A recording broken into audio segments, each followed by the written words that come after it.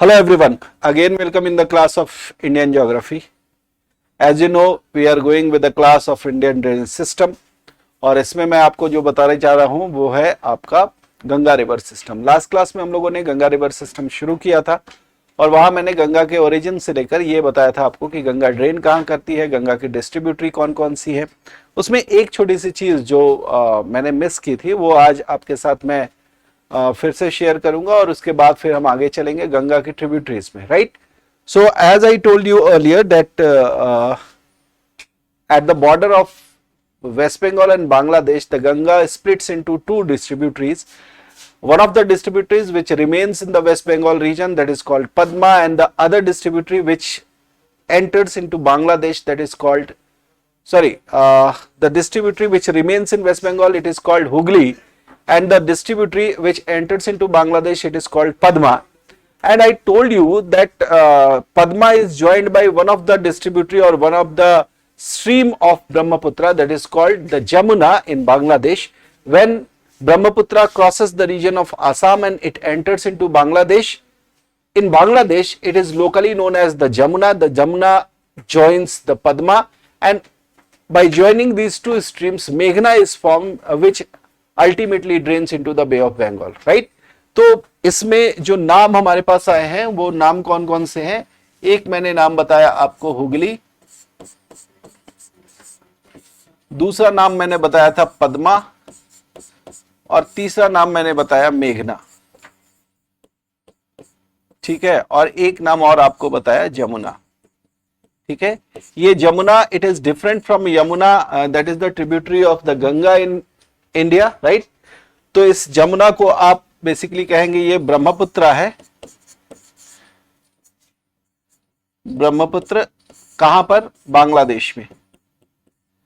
बांग्लादेश में जो ब्रह्मपुत्र है, ठीक है,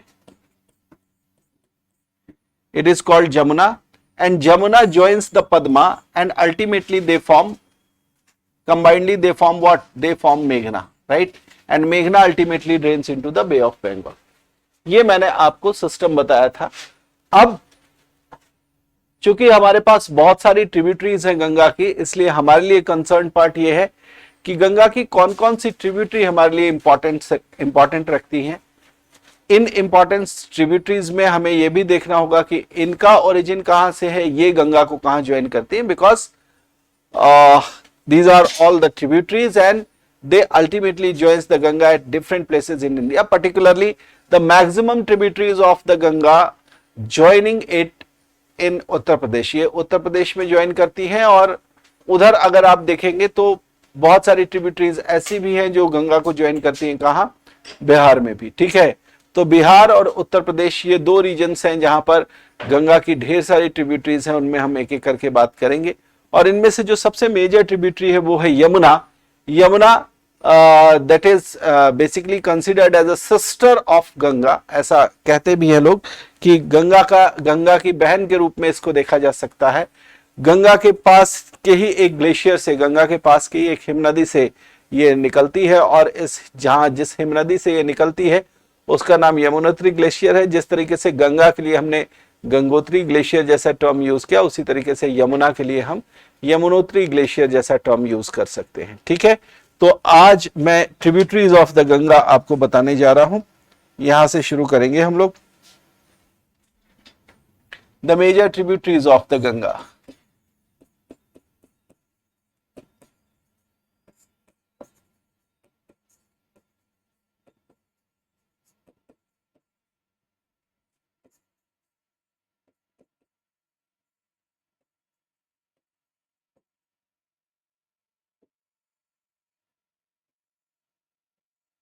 राइट, और इसमें सबसे पहले हम नाम देंगे किसका? द जमुना। द यमुना आप कह सकते हैं इसको। लोकली थोड़ा सा जो एक्सेंट है वो चेंज होता है, तो उस एक्सेंट के चेंज होने के कारण कई जगह लोग यमुना को जमुना भी कहते हैं। सो उससे कंफ्यूज होने की कोई जरूरत नहीं है। सिंपली आपको ये याद रखना है कि यमुना जो है वो लॉन्गेस्ट ट्रिब्यूटरी है गंगा की। एक तो हमें ये जानना है, it is the longest tributary of the Ganga,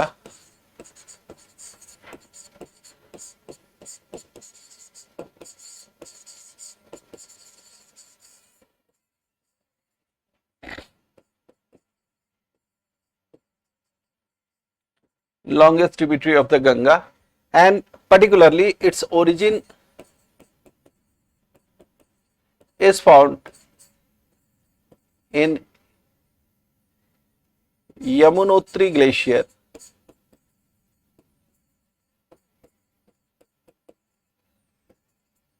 right? And Yamunotri glacier is basically found in a particular part of the Himalayan range that is called Bandir Punch range. In Bandir Punch range.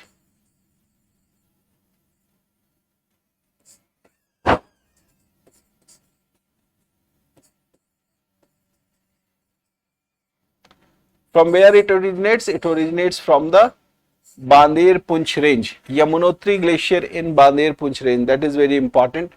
ठीक है, Yamunotri glacier से निकलती है. And where it joins the Ganga? It joins the Ganga eight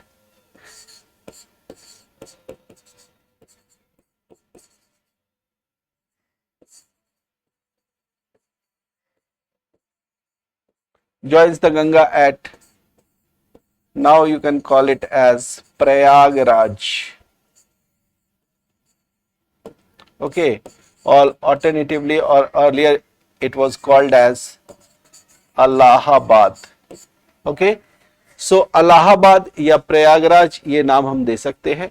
इस प्रयागराज या इलाहाबाद में यमुनोत्री जो Yamuna river है ये जाकर गंगा से मिलती है और इसे ही हम प्रयाग संगम के नाम से भी जानते हैं. ठीक है. Now since it is the longest tributary of the Ganga, obviously one should also know that it is the westernmost tributary of the Ganga.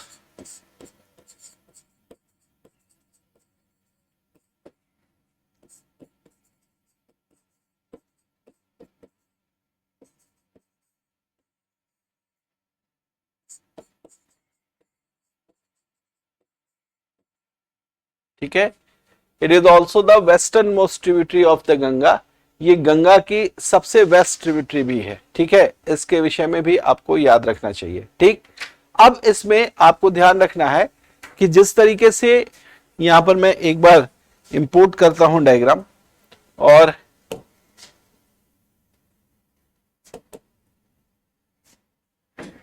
इसमें आप एक चीज प्रॉपरली देख पाएंगे. यहां मैं दिखाता हूं, उसके बाद फिर इसको हटा देंगे हम लोग.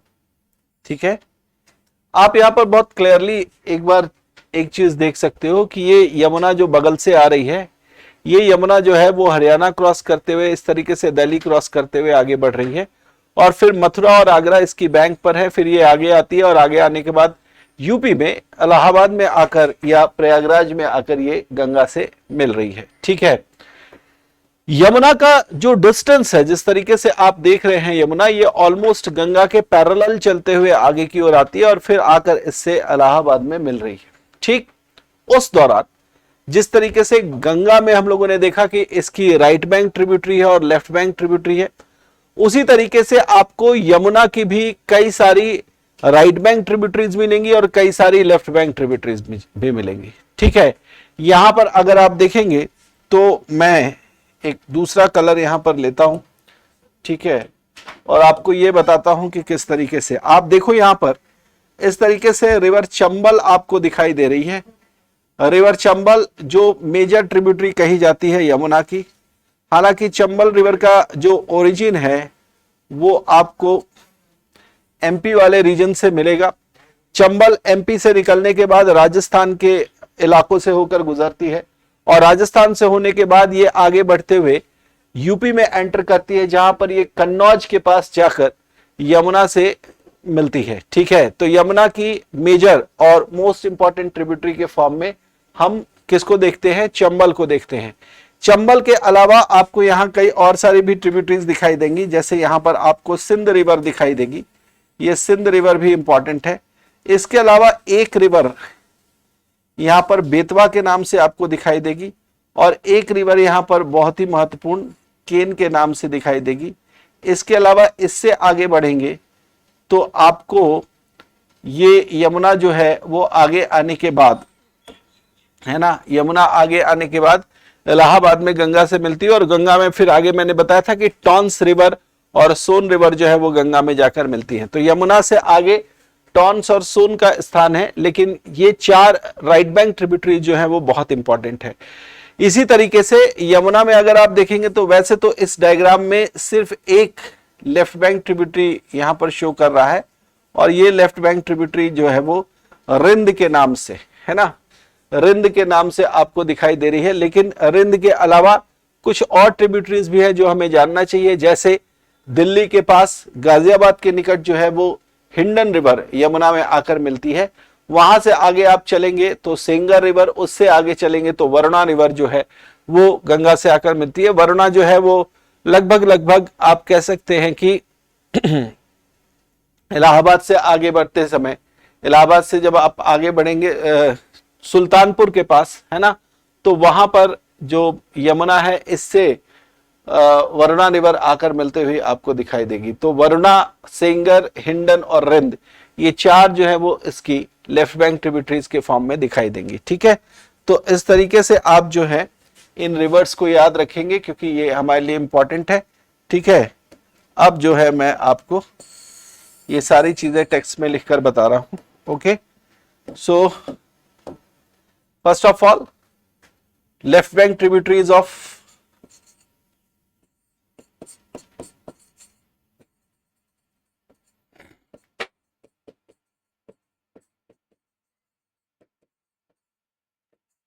the Yamuna, left bank tributary में you can write the name of the Hindon, the Rind, the Senger,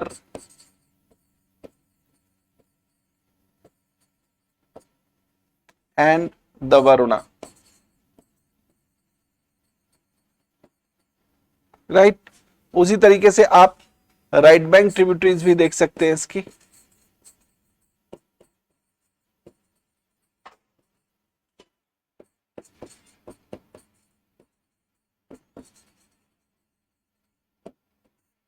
right bank tributaries, इसमें सबसे इंपॉर्टेंट द यमुना, और यमुना के अलावा देखेंगे आप तो इसमें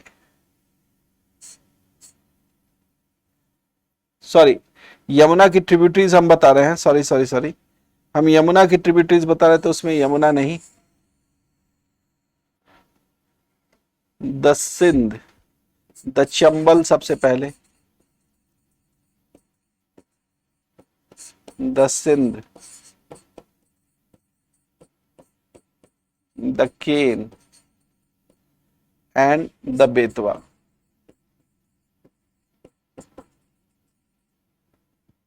ठीक है, ये नाम यमुना की ट्रिब्यूटरीज के तौर पर आपको याद रखने की, ये यमुना की ट्रिब्यूटरीज जो है वो हो सकती हैं। अच्छा, अब एक एक करके जरा यमुना की ट्रिब्यूटरीज में भी अगर जो मेजर ट्रिब्यूटरी है उसकी बात मैं कर लेता हूं। यहां पर हम बात करेंगे किसकी, चंबल की बात करेंगे, जो इंपॉर्टेंट ट्रिब्यूटरी के फॉर्म में यहां दिखाई दे रही है। ठीक है, चंबल के विषय में याद करेंगे जो इंपॉर्टेंट ट्रिब्यूटरी है यहां पर। और चंबल के साथ साथ यहां पर मैं और जो बात करूंगा वो बात कर सकता हूं वरुणा की। वरुणा जिसको मैंने बताया कि ये वरुणा जो है वो बेसिकली सुल्तानपुर के पास वहां मिलती है। ठीक है, चंबल इसमें सबसे इंपॉर्टेंट है, तो चंबल के बारे में एक बार मैं आपसे बात करना चाहूंगा। चंबल रिवर जो है इसके बारे में हम लिखते हैं यहां पर, द चंबल।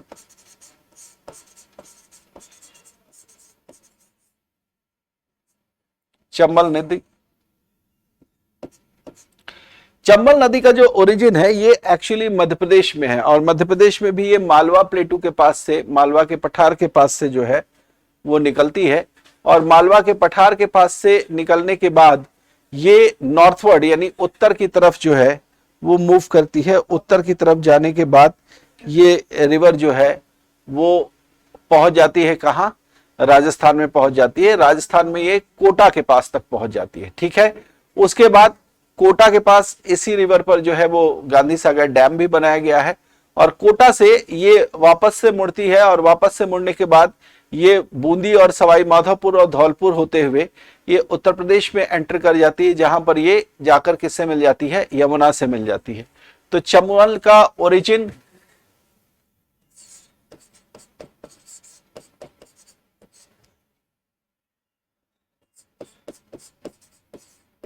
महू के पास से है ना, और महू कहाँ है,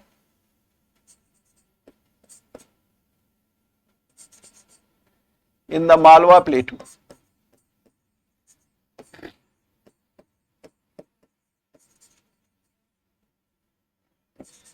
इन मध्य प्रदेश। ठीक है, फ्रॉम हियर या from MP it enters into where, it enters Rajasthan and reaches up to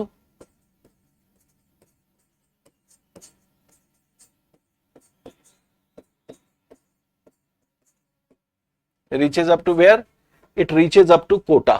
ठीक है, कोटा तक ये पहुंचती है और कोटा के बाद ये फिर कहां जाती है, further it moves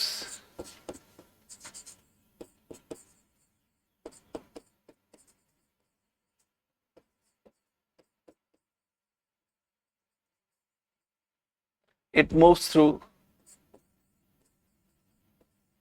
Bundi,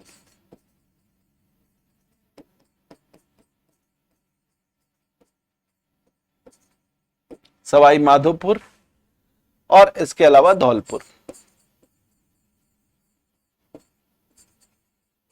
Somewhere the spelling of Dholpur can be written as DHOLPUR। ठीक है, तो उससे कंफ्यूज नहीं होना है, धौलपुर है। धौलपुर का जो रीजन है ये बेसिकली राजस्थान में ही आता है। सो बूंदी, सवाई माधोपुर, कोटा, है ना, इन सारे जगहों से होकर चंबल गुजरती है राजस्थान में। एट कोटा इस पर एक डैम भी बनाया गया है, eight Kota Gandhi Sagar dam.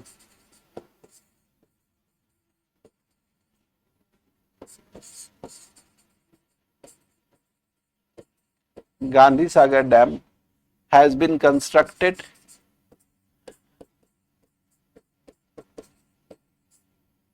on the Chambal.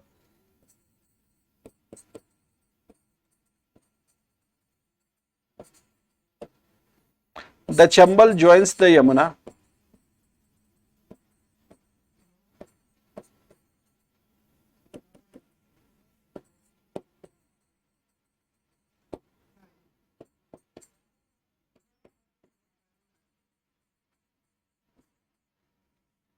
The Chambal joins the Jamuna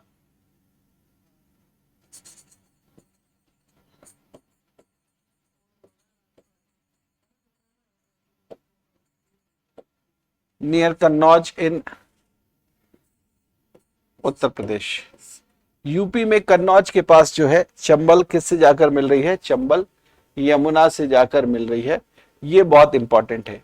जब भी हम चंबल रिवर का नाम पढ़ते हैं, है ना, whenever we heard about Chambal, so one of the famous topography of geography is basically associated with it. We have to read that particular topography, and that is called the Badland topography. ठीक है, so here you can write it as the Chambal is famous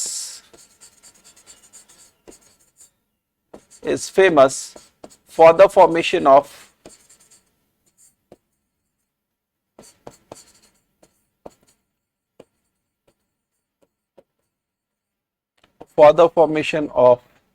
what? For the formation of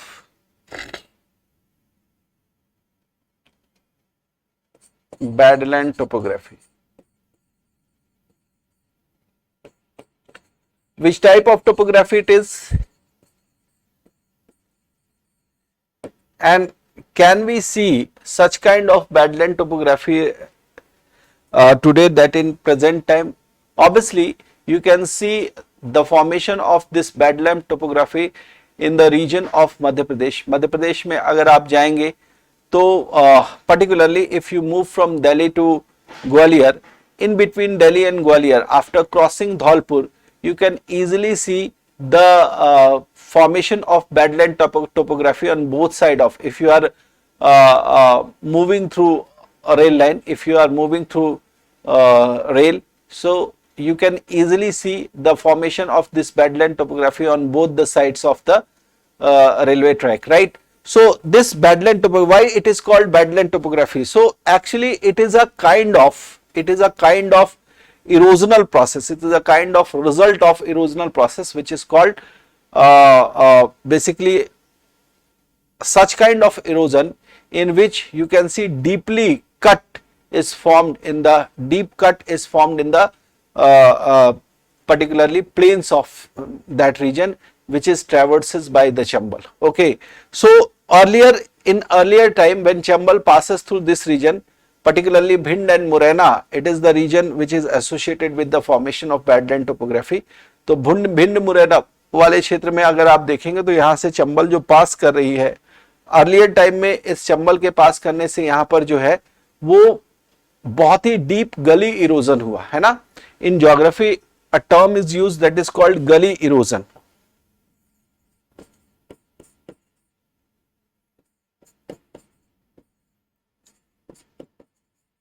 And this erosion is basically, in this name of erosion, you can easily see a name that is called gully.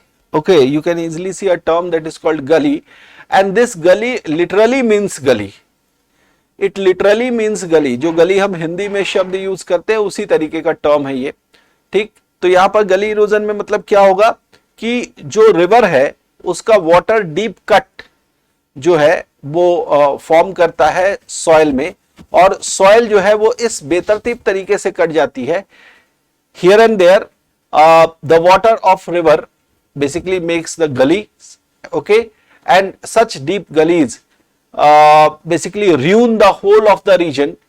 It ruins the whole of the region in such a manner that it can't be used, it can't be utilized further, right?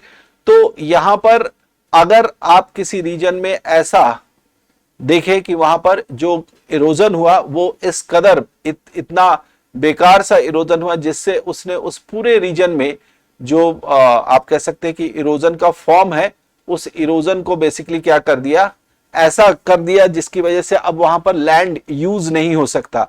Land जो है वो पूरी तरीके से बेकार हो चुका है. इसलिए इसको ज्योग्राफर्स ने नाम ही दे दिया क्या, बैडलैंड टोपोग्राफी का. They call them badland topography because such topography is formed in such a way that now the land can't be used, it can't be utilized in any manner, right? इसको आप किसी भी manner में जो है वो utilise नहीं कर पाएंगे. भिंड मुरैना का ये जो बैडलैंड टोपोग्राफी वाला रीजन है ना, इस रीजन को बेसिकली आप जो है वो आपने कई बार सुना होगा, और आज भी, हालांकि आज इस कदर नहीं है, लेकिन आज से कुछ सालों पहले, कम से कम 2 डेकेड पहले तक की अगर बात करें हम, 2-3 डेकेड पहले की, तो ये पूरा रीजन जो था वो बेसिकली डकैट्स जो होते थे है ना, उनके लिए बहुत ही बढ़िया प्लेस हुआ करता था. क्योंकि जिस तरीके से यहाँ पर इरोजन हो रखा है, और डकैट्स जो कि इस रीजन में इस रीजन से बहुत अच्छी तरीके से वाकिफ होते थे, तो उनके छुपने की बहुत अच्छी जगह होती थी. और ये इस तरीके से इरोजन हो रखा है कि बहुत ऊंचाई पर रहने के बावजूद भी नीचे से जो लोग हैं वो प्रॉपरली ऊपर रहने वाले लोग को देख नहीं पाते हैं, और ऊपर से लोग जो है वो नीचे से आने वाले लोगों को बहुत भली भांति देख पाते. तो जब भी पुलिस की तरफ से इस तरीके की रेड्स होती थी तो इनको बहुत आसानी से पता चल जाता था, क्योंकि ये इन टोपोग्राफी वाले रीजन में रहते थे, और इस तरीके से जो है उनको बहुत आसानी से जब पता चल जाता था तो वो फटाफट अपने जगह को चेंज करके दूसरी जगह पर चले जाते थे. जब तक पुलिस वहां पहुंचती थी तब तक ये सारा मामला खत्म हो चुका होता.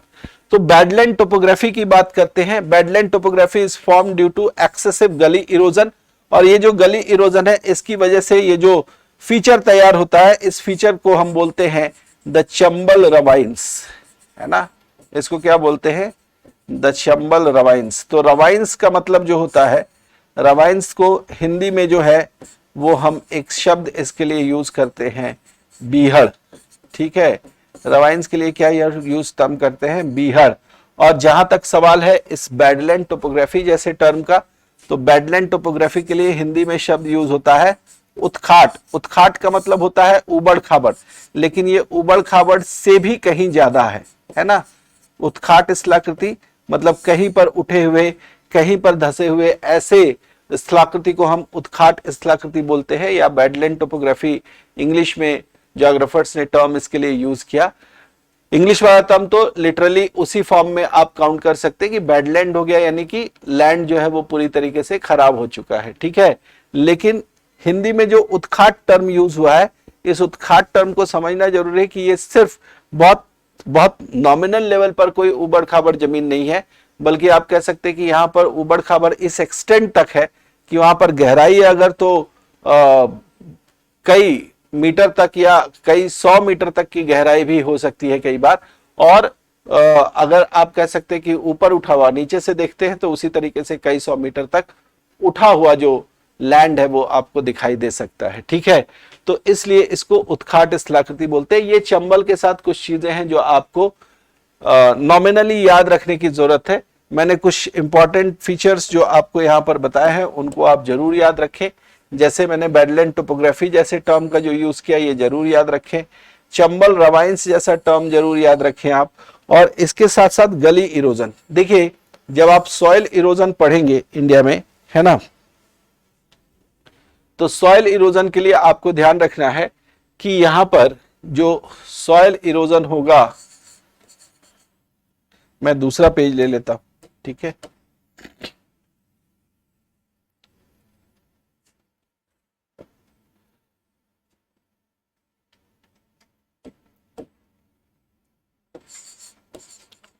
सॉइल इरोजन जैसा जो टर्म यूज करते हैं, ठीक है, इस टर्म के दो मायने हैं, इनको हमें ध्यान में रखना है। इस टर्म के दो मायने हैं। पहला मायने जो सॉइल इरोजन का है, पहला तरीका जो सॉइल इरोजन का है वो है गली इरोजन। इसमें डीप कट जो है वो फॉर्म होते हैं गली इरोजन में, और इसकी वजह से जो जो मिट्टी है, जो सॉइल है, वो बहुत डीपली कट होती चली जाती है, जिधर जिधर से वाटर जाता है उस तरफ से। अच्छा, इसमें कोई चैनलाइज्ड फॉर्म में इस तरीके की गली का फॉर्मेशन नहीं होता, बल्कि आप कहते हैं कि जहां भी वाटर को स्लोप ग्रेडियंट मिलता है, वाटर उस तरफ बह निकलता है और उस तरफ की सारी मिट्टी को काट देता है। इसीलिए जो मिट्टी का कटाव हुआ है वो अगर एक चैनलाइज्ड फॉर्म में हुआ होता तो शायद हम उस चैनल के या वो जो डीप कटिंग हो रखी है उसके दोनों तरफ के लैंड को यूटिलाइज कर सकते थे। लेकिन बेडलैंड टोपोग्राफी में क्या हुआ कि स्ट्रीम को या वाटर को जिस तरफ से स्लोप ग्रेडियंट मिला, जहां से जिस तरीके का स्लोप मिला, उसने बहुत डीप कट कर दिया, और इसकी वजह से जो है ये गली इरोजन जैसी चीज या समस्या जो है वो खड़ी हो जाती है, ठीक है। इसके अलावा जो दूसरा है इसको हम बोलते हैं sheet erosion. Sheet erosion is a kind of erosion where you can't actually visualize the process of erosion. Sheet erosion में क्या है कि जो वाटर है वो वाटर जब सरफेस के ऊपर से होकर गुजरता है तो ये सरफेस के अपरमोस्ट लेयर को जो है इनविजिबली, है ना, मतलब अदृश्य रूप से जो है वहां से गायब कर देता है। जब पूरा वाटर निकल जाएगा उसके बाद हमें पता ही नहीं चलता है कि वहां से कुछ इरोड भी हुआ है, बट पर्टिकुलरली वहां से जो ऊपर की लेयर है वो इरोड हो जाती है। इस तरीके के जब भी आप कह सकते हैं कि इस तरीके के जब भी इरोजन होते हैं तो उन इरोजन से आप जो फर्टाइल लेयर होती है सॉइल की वो बेसिकली वहां से गायब हो जाती है, और इसका बहुत बड़ा नुकसान जो है वो फार्मर्स को देखना पड़ता है। तो दो तरीके के इरोजन हम पढ़ते हैं, एक पढ़ते हैं सॉइल इरोजन के अंदर, एक पढ़ते हैं गली इरोजन, और दूसरा पढ़ते हैं शीट इरोजन। तो जब भी बेडलैंड टोपोग्राफी की बात आएगी वहां पर किस इरोजन टाइप की आप बात करोगे? आप बात करोगे यहां पर गली इरोजन की, ठीक है। किसकी बात करेंगे? गली इरोजन की। Okay, now as I told you about the Chambal, okay, one of the right bank tributary is also important here, that is the Son.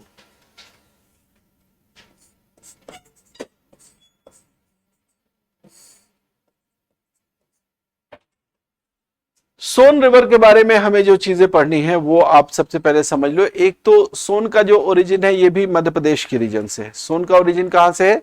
Son also originates from the region of Madhya Pradesh, but particularly you should know that when Son originates, it originates from such a place where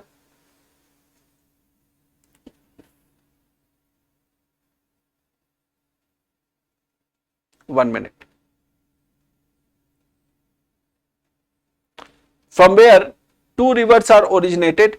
One of the river which is called the Narmada, it originates from that particular place and move towards west, and further it moved towards east. One of the river that moved towards east, that is called the Son. ठीक है, so Son का origin एक तो आप लिख लो, it originates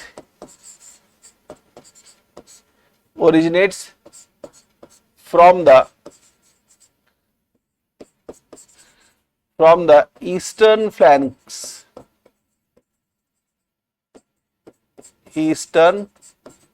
flanks of the Amarkantak Plateau.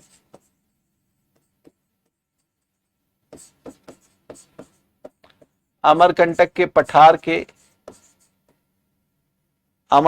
पठार के eastern flank से, यानी कि इसके जो है वो पूर्वी हिस्से से या पूर्वी किनारे से जो है सोन का ओरिजिन होता है. When Son moves towards east, so obviously it forms a series of waterfalls there, because after falling from the top of the mountain, top of the plateau, it basically encountered by several rocky structures which basically come in the path of the Son, and from there Chambal falls separately and it forms various kinds of waterfalls there. A series of waterfall is formed by the Son, and further when it moves, so basically it traverses towards north, and then it moves in the region of Bihar, where near Ara, that is situated at west of Patna, it joins the Ganga, right? So here for Son you can write one more thing, that it forms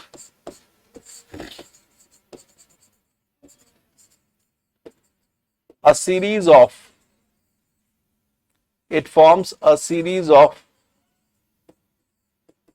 waterfalls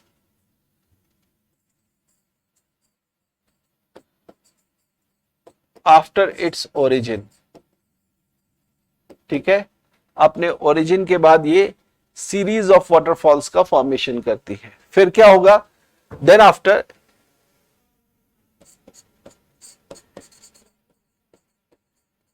it moved towards north,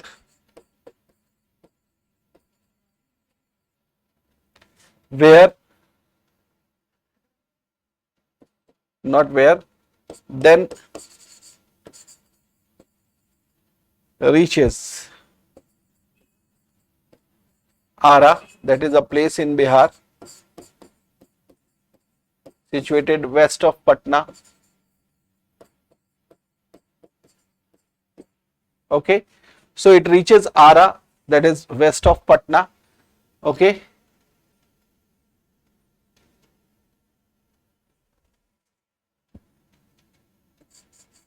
then reaches, you can write it as, then reaches Ara, and there it joins the Ganga. Okay, so the Son actually moves from the south of Ganga, and that is why somewhere it can be written as, particularly in NCERT, if you know, if you read there, so NCERT में भी आपको ये south bank tributary लिखा हुआ मिल सकता है, but particularly if you consider the bank of the Ganga, Ganga की किस तट पर मिलती है, तो वहां पर आपको याद रखना है ये राइट बैंक ट्रिब्यूटरी के अंतर्गत आएगी, है ना. किस में आएगी? राइट बैंक ट्रिब्यूटरी या दाहिने तट की सहायक नदी के अंदर आएगी, भले ये साउथ से जाकर गंगा में मिल रही है. ठीक है, okay. Then I would like to introduce one of the major left bank tributary that is called the Kosi. Kosi के बारे में आपको जरूर जानना चाहिए, बिकॉज कोसी जो है, सबसे पहले तो आप ये जानो it is an antecedent river. Kosi जो है ये क्या है, एक एंटेसेडेंट रिवर है। और कोसी के बारे में ये बताया जाता है कि इसका ओरिजिन जो है, Kosi originates, its origin is from is in Nepal, particularly somewhere it is written as it originates from north of the Mount Everest. Mount Everest के नॉर्थ से ये रिवर जो है वो ओरिजिनेट होती है। और कोसी अपने ओरिजिन के समय अगर बात किया जाए तो ये रिवर जो है, ये पर्टिकुलरली कोसी जो रिवर है, ये रिवर अपने ओरिजिन के समय, ठीक है, कई सारे स्ट्रीम्स से मिलकर बनती है। इन स्ट्रीम्स में अगर आप बात करोगे, so particularly the Kosi is also known as the Sapt Kosi.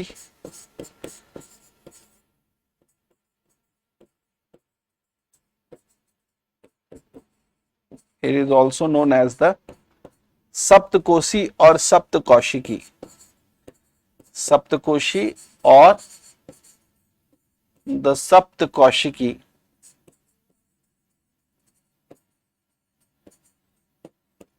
ठीक है। And when you see this Saptakoshi और Saptakaushiki, why it is named so? Because it is formed by the joining of 7 streams। 7 streams के मिलने से जो है वो इसका चूंकि फॉर्मेशन होता है, इसलिए इसे सप्तकौशिकी कहा जाता है। When Kosi originates, the 7 streams can be known by different names. It is Doodh Kosi, Doodh Koshi, Talkha Koshi, right? River Arun, तामूर Kosi, है ना। इस तरीके से कई सारे नाम जो है वो आपको मिलेंगे। 7 स्ट्रीम्स हैं, but the main stream of the Kosi is known as the Arun, right. तो अरुण 7 में से एक जो मेजर स्ट्रीम है वो है Arun. The main stream of the Kosi is known as the main stream, इसको आप मुख्य धारा लिख सकते हैं, of the Kosi is known as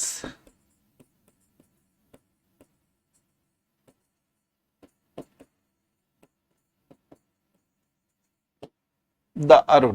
ठीक है, मेन स्ट्रीम को क्या बोलेंगे, अरुण बोलेंगे। और ये जो अरुण है, इसमें बाकी की जो 6 नदियां हैं या जो 6 स्ट्रीम्स हैं, ये अपने मूवमेंट के दौरान यानी आगे चलने के बाद इनमें से 3-3 रिवर्स जो हैं वो अपना अपना ग्रुप बनाती हैं। और इन 3-3 रिवर्स के मिलने से 2 ग्रुप बनते हैं। इन 2 ग्रुप में से एक ग्रुप को हम सोन कोसी बोलते हैं और दूसरे को तामूर कोसी बोलते हैं। मैं आपको कुछ इस तरीके से दिखा रहा हूं। Support it is the Arun, इसके लिए दूसरा कलर हम लोग यूज कर लेते हैं।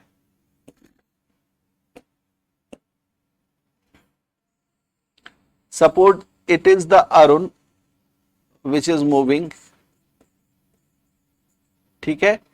तो 3 स्ट्रीम्स इस तरीके से चल रही है ना, ओरिजिन के समय। और इसी तरीके से 3 स्ट्रीम्स जो है वो इधर से आ रही है, ठीक है। अब ये जो 3 स्ट्रीम्स है, ये आगे आने के बाद तीनों मिलकर एक तरफ 3 का एक ग्रुप बनता है और दूसरी तरफ 3 का एक ग्रुप बनता है, ठीक है। और इस तरीके से जो सोन कोसी है और जो तामूर कोसी है, ये अलग अलग, ये जो इधर से जा रही है, जो इसके राइट बैंक को होगी, इसको हम बोलेंगे सोन कोसी, ठीक है। और इसको क्या बोलेंगे, तामूर कोसी, ठीक।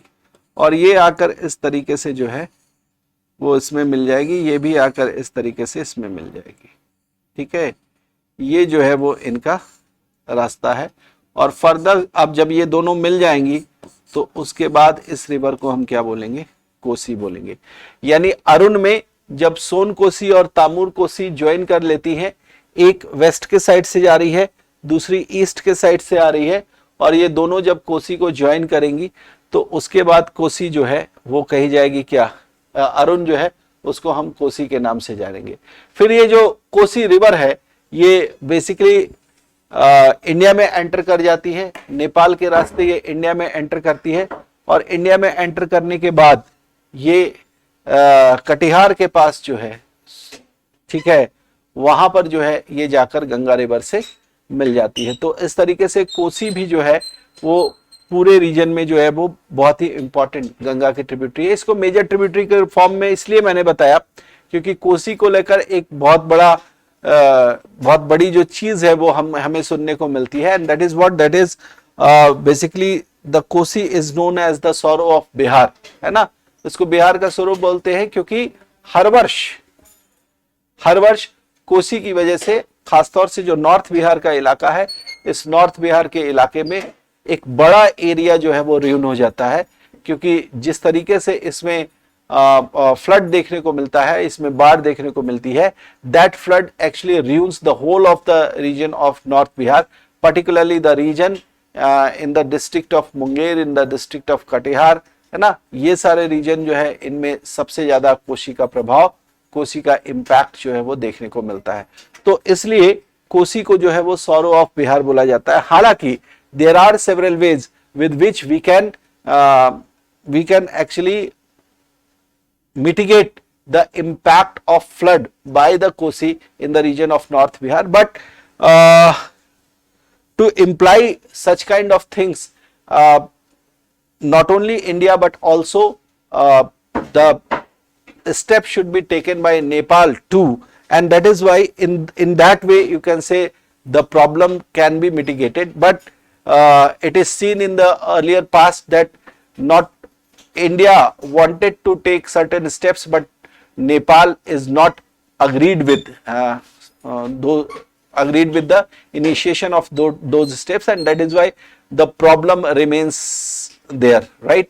वहां पर अभी भी जो है वो समस्याएं देखने को मिल ही रही हैं, और इसी वजह से आप कहते हो कि इस पूरे रीजन में, नॉर्थ बिहार के रीजन में जो है वो बहुत बड़ी समस्या देखने को मिलती है।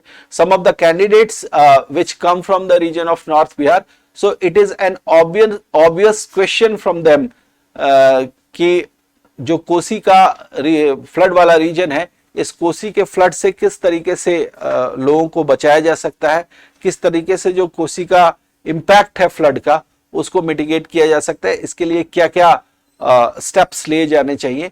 तो इंटरव्यू में ये एक बहुत ही ऑब्वियस क्वेश्चन हो सकता है जो भी कैंडिडेट्स नॉर्थ बिहार के रीजन से आते हैं, ठीक है। So they should prepare for this question, एकदम इंपॉर्टेंट है, और ये मुझे कहने की जरूरत नहीं है। एक्चुअली ये जो पूरा का पूरा कोसी वाला रीजन है ये बहुत ही महत्वपूर्ण है, बहुत ही इंपॉर्टेंट है, और अगर कोसी में इस तरीके से फ्लड नहीं आए तो नॉर्थ बिहार का भी जो रीजन है वो अच्छा फर्टाइल रीजन हो जाएगा, और बिहार में इसके बाद नॉर्थ बिहार के रीजन में भी जो है वो अच्छी खेती, अच्छा क्रॉप कल्टीवेशन जो है वो हो सकता है, ठीक है। तो ये मैंने बताया किसके बारे में, कोसी के बारे में, जो एक इंपॉर्टेंट ट्रिब्यूटरी वहां पर।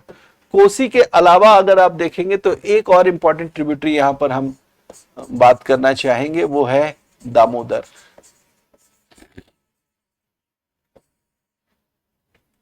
दामोदर के बारे में भी आपको पढ़ना चाहिए, क्योंकि दामोदर का जो कनेक्शन है वो, एक तो आप देखेंगे कि ये रिवर जो है एक ऐसे इंपॉर्टेंट मल्टीपर्पज प्रोजेक्ट से एसोसिएटेड है जिसको लेकर ऑब्वियसली इंडिया में एक बहुत बड़ी समस्या जो दामोदर रिवर के साथ थी उससे छुटकारा मिला। सिर्फ उसी से छुटकारा नहीं मिला, बल्कि इस रिवर को लेकर आपको ये भी जानना चाहिए कि इस रिवर और इसकी ट्रिब्यूटरी के साथ जो भी डैम्स बनाए गए हैं उससे विशेष तौर पर झारखंड के रीजन में और एसोसिएटेड जो एडजेसेंट स्टेट्स हैं such as West Bengal and Odisha, so these states also get benefited by the electricity which is produced by the river, the Damodar river and its tributary, because various dams have been made on the river Damodar and its tributaries, है ना, उसके tributary पर और उस river पर भी particularly कई dams बनाकर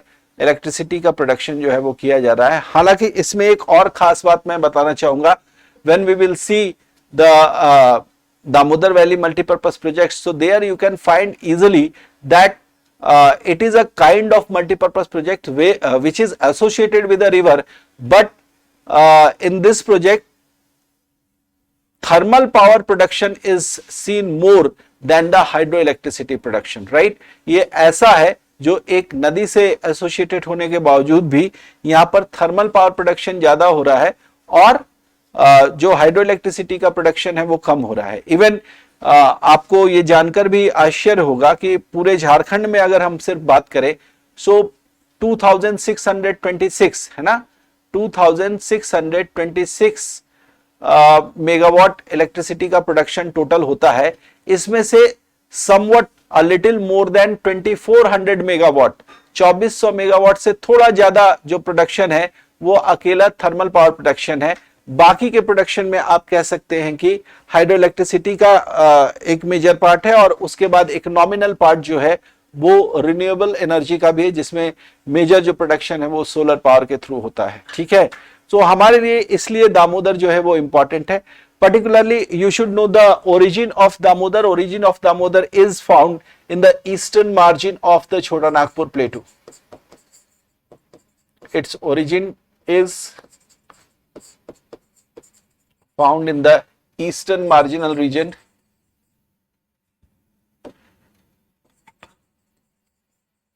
eastern margin of the Chota Nagpur Plateau.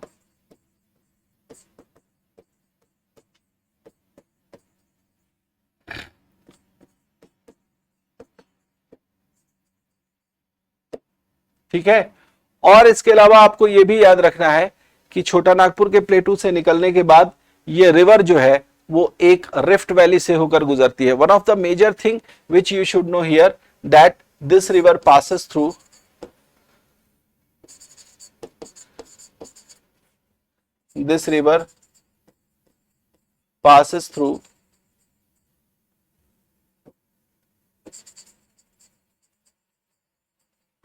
a rift valley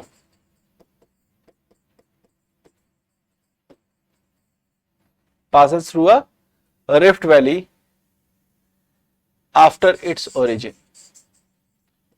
उत्पत्ति के बाद ये रिवर जो है वो एक रिफ्ट वैली से पास करती है। आपको ये चीज याद होनी चाहिए, आपको ये चीज पता होनी चाहिए कि रिफ्ट वैली क्या है। ठीक है, if you consider the kinds of valleys formed by rivers, so there are various kinds of valleys. The prominent river valleys are V-shaped valleys,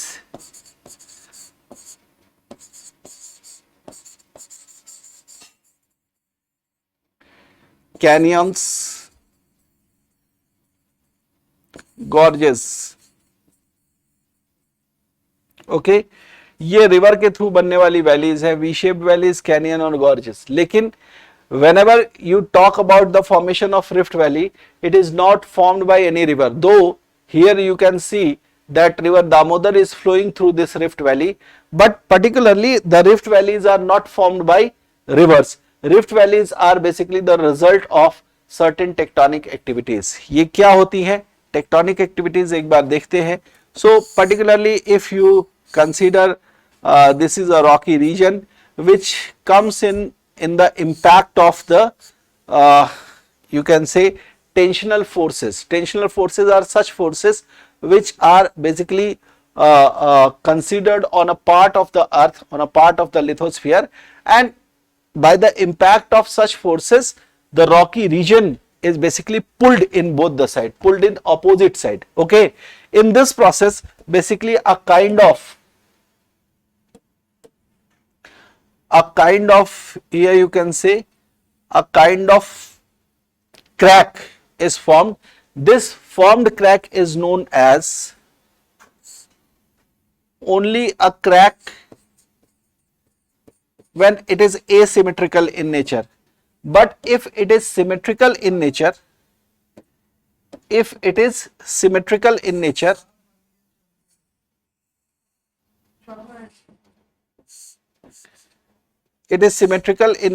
that means it forms a plane.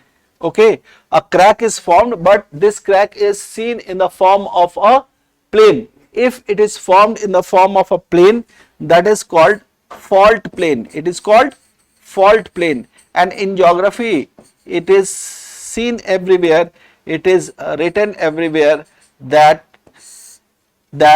the formation of Rift Valley is basically the result of formation of fault plain or the result of the process of faulting in a region, है ना।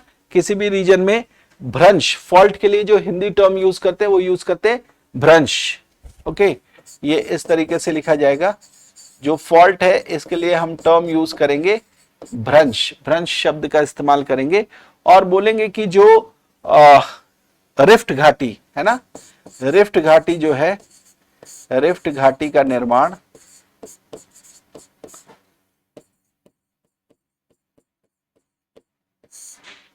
भ्रंशन की प्रक्रिया का, है ना, faulting का process भ्रंशन की प्रक्रिया का परिणाम है। It is the result of the process of what, process of faulting. ठीक है, फॉल्टिंग के प्रोसेस का जो है वो परिणाम है। ठीक, तो अगर ये चीज आपको समझ में आ रही है तो अब मैं एक बार आपको डायग्राम के थ्रू बताता हूं कि ये रिफ्ट वैली बनी कैसे। ठीक है, तो यहां पर अगर आप देखें इस वाले पेज पर मैं वन बाय वन करके बताता हूं। Say it is a rocky region on which tensional forces work, है ना। Due to such tensional forces a kind of crack is formed here, say another crack is formed again. Okay, but before the formation of this crack, say along with this fault plane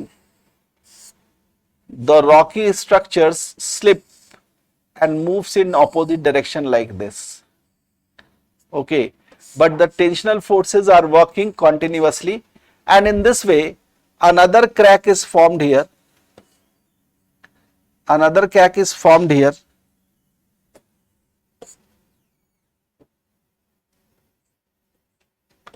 पहले यहां एक crack आया था, अब यहां भी एक crack आया, तो अभी इसका रिजल्ट क्या हुआ आप देखो।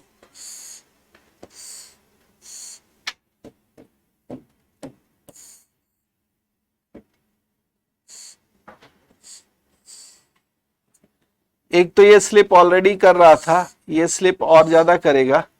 ठीक है, और इधर से ये एक बार और स्लिप करेगा। ठीक है, इस तरीके से। सो ये जब स्लिप किया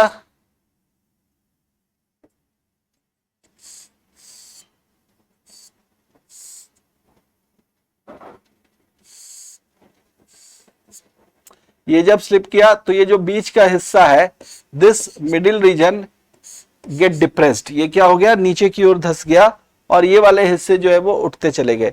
तो दो अपलिफ्टेड वॉल के बीच में ये जो डिप्रेस्ड पार्ट है, इसी डिप्रेस्ड पार्ट को हम क्या बोलते हैं, रिफ्ट वैली बोलते हैं। और बेसिकली इसमें किसी भी रिवर के थ्रू कोई डीपनिंग का प्रोसेस नहीं देखने को मिल रहा है, किसी भी तरीके की डीपनिंग नहीं हो रही है, किसी भी तरीके की कटिंग नहीं हो रही, किसी भी तरीके का इरोजन नहीं हो रहा है, बल्कि ये कौन सा प्रोसेस है, ये एक टेक्टोनिक प्रोसेस है। टेक्टोनिक प्रोसेस का मतलब the process in which forces are acting internally below the surface, right, below the surface of the earth the forces are working internally। जब अंदर अंदर फोर्सेस काम करते हैं और उसकी वजह से रॉक्स जो है वो स्लिप करते हैं या उनमें किसी तरीके का कोई इस तरीके से क्रैक बनता है, तो उसको हम फॉल्ट बोलते हैं। फॉल्ट कब बोलेंगे, जब ये सिमेट्रिकल क्रैक होगा। कैसा होगा, सिमेट्रिकल होगा। अगर एसिमेट्रिकल क्रैक होगा तो उसको हम फॉल्ट नहीं बोलेंगे, क्योंकि एसिमेट्रिकल क्रैक में कभी भी इस तरीके से रॉक्स जो है वो प्लेन के अलोंग स्लिप नहीं कर पाएंगे, है ना। उनमें क्या होगा, इस तरीके से ग्रिप बनता है। ठीक, लेकिन यहां ग्रिप नहीं बनेगा। सिमेट्रिकल क्रैक पड़ने की वजह से रॉक बॉडीज जो है या रॉक पार्ट्स जो है वो स्लिप कर सकते हैं, और स्लिप होने से ये जो पार्ट है वो डिप्रेस हो सकता है। इस डिप्रेस्ड पार्ट को हम रिफ्ट वैली कहते हैं। The condition is only there that there should be certain uplifted wall on the both side of this depressed part, है ना। तो इसलिए इसको हम बोलेंगे कि ये रिफ्ट वैली है। इस तरीके के रिफ्ट वैली का फॉर्मेशन हो रखा है छोटा नागपुर प्लेटू के रीजन में, और वहां पर उस रिफ्ट वैली से होकर जो है ये दामोदर रिवर जो है वो गुजरती है। Whenever in examination or when you read about certain rivers in India, so particularly everywhere it is written that there are two major rivers which basically flow through the rift valleys, and those are the Narmada and the Tapi. Everywhere it is written, and since it is given only in NCERT, first of all it is given in NCERT, and then other books follow those texts, and only some of the books write this, that Damodar also flows through Rift Valley. So you should remember this, क्योंकि ये NCERT में दिया हुआ, आपको ये याद रखना है कि नर्मदा और तापी के साथ जो दामोदर रिवर है वो भी क्या होती है, वो भी एक रिफ्ट वैली से होकर गुजरती है, and by flowing through this rift valley this Damodar river joins the Hooghly, not the Ganga, है ना, ये भी इंपॉर्टेंट याद रखना है, the Damodar joins the Hooghly, okay, the Damodar joins the Hooghly.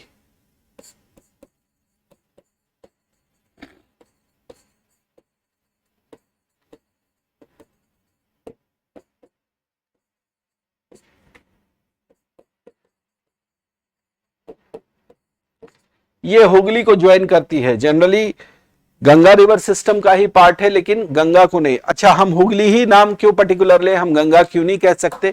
इसलिए नहीं कह सकते क्योंकि जो हुगली है इसको हम गंगा की डिस्ट्रीब्यूटरी कंसीडर करते हैं. गंगा जो एक सिंगल स्ट्रीम के फॉर्म में उत्तराखंड के बाद जब देवप्रयाग से ये आगे बढ़ती है गंगा के नाम से, उसके बाद हम एक सिंगल स्ट्रीम के फॉर्म में गंगा को चलता हुआ देखते हैं, और ये गंगा फिर उत्तराखंड में हरिद्वार से जब प्लेन वाले रीजन में एंटर करती है, उसके बाद ये लगातार एक सिंगल स्ट्रीम के फॉर्म में ही चलते हुए पूरा उत्तराखंड क्रॉस करती है, फिर उत्तर प्रदेश क्रॉस करती है, फिर बिहार क्रॉस करती है, फिर वेस्ट बंगाल में आती है, और फिर वेस्ट बंगाल में ये फरक्का के पास, है ना, पर्टिकुलरली जो रीजन है वो है फरक्का. वहां फरक्का के पास जो है ये दो स्ट्रीम्स में स्प्लिट होती है. एक स्ट्रीम जो बांग्लादेश में चली जाती है उसको पद्मा बोलते हैं, और दूसरी स्ट्रीम जो है वो इंडिया में ही रह जाती है, यानी वेस्ट बंगाल में ही रह जाती है, इसको हुगली का नाम देते हैं. तो यहां से फरक्का से स्प्लिट होने के बाद जो स्ट्रीम बनती है उसको हम पर्टिकुलरली हुगली के नाम से ही जानते हैं, और इसलिए दामोदर जो ज्वाइन करेगी वो हुगली को ज्वाइन करेगी. इसके अलावा one of the question which was asked earlier in examination, that which of the following river was considered as sorrow of Bengal, was considered, not is considered, है ना, was considered, ये याद रखना, किसे हम sorrow of Bengal कहा करते थे. So before the formation of the multipurpose project, that means various dams on the Damodar, the Damodar actually occupied a large and vast region in West Bengal region, and that is why it causes flood as it is formed by the Kosi in the North Bihar region. That is why the Damodar was also known as the sorrow of Bengal. इसको क्या बोलते थे?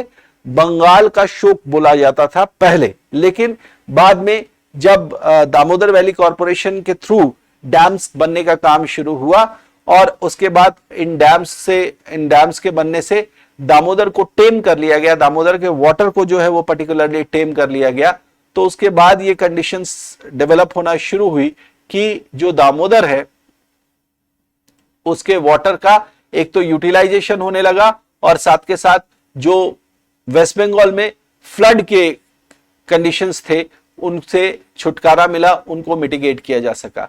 तो इसलिए ये was term अब लगता है इसके साथ, इज नहीं लगता है ना. It was known as the sorrow of Bengal earlier, now it is not known as sorrow of Bengal. Why? Because now the water of Damodar is tamed by the formation of a multi-purpose project on this river. Okay, this is called the Damodar Valley project. It is basically come under the Damodar Valley Corporation. एक वहां पर corporation, एक agency बनाई गई, जिस agency के under कई सारे डैम्स का फॉर्मेशन जो है वो किया गया था. ठीक है, सो पर्टिकुलरली जब हम मल्टीपर्पज प्रोजेक्ट्स के बारे में पढ़ेंगे तो वहां पर इसके बारे में मैं आपसे चर्चा करूंगा कि किस तरीके से ये मल्टीपर्पज प्रोजेक्ट्स जो है वो काम करते हैं. ये जो है वो मेजर ट्रिब्यूटरीज है जिनके बारे में मैंने इसलिए आपको बोल के बताया ताकि ये आपके दिमाग में एक बार फीड हो जाए और आपको ये चीजें याद रह जाए.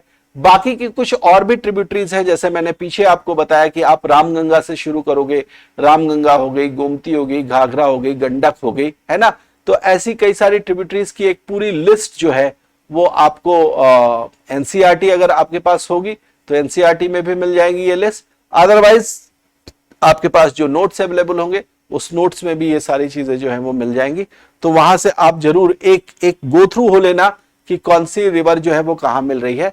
अदरवाइज जो इंपॉर्टेंट जिनसे क्वेश्चंस नॉमिनली बनते हैं उनके बारे में मैंने यहां पर आपसे आपके साथ डिस्कस किया है। ठीक है, नेक्स्ट क्लास में हम लोग बात करेंगे ब्रह्मपुत्र रिवर और उसकी ट्रिब्यूटरी की, यानी we will talk about the Brahmaputra river system, बहुत ही इंपॉर्टेंट रिवर सिस्टम जो कि नॉर्थ ईस्ट में बेसिकली देखने को मिलेगा। तो वहां पर हम उसके ट्रिब्यूटरीज और ब्रह्मपुत्र के साथ जितनी भी चीजें हैं उनकी चर्चा करेंगे। Thank you very much.